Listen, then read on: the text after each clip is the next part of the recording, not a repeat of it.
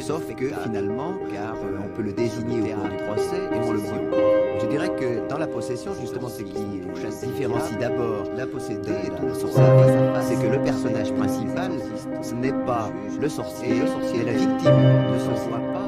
Un deuxième élément de différence, c'est que la possession se déroule dans les villes, je dirais que et dans des milieux beaucoup plus aisés. Différent que les possédés en général sont des gens sorcellerie, c'est que le personnage même niveau social, culturel, et les juges et la victime, alors que dans la sorcellerie, le juge est un magistrat de la ville, le sorcier est un paysan du campagne dans les villes.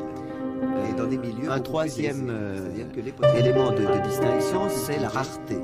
Et que les possessions sont des petits phénomènes que les juges piquettent, alors que dans le sol français, à Aix, à Loudun, à Évreux, à Nancy, mais non pas du tout le caractère massif des sorcelleries qui ont précédé. On pourrait considérer les possessions comme une raréfication de la sorcellerie et en même temps une sorte d'accès au langage cultivé du problème diabolique, mais non pas du tout le caractère massif. On entend le diable des sorcelleries qui ont précédé la posséder parce que c'est la langue de tout le monde, la langue cultivée, une raréfication, tandis qu'on n'entend jamais le diable du sorcier, et en même temps, étant donné que ce n'est jamais que le juge qui parle et qui impose ces questions du problème diabolique sorcier.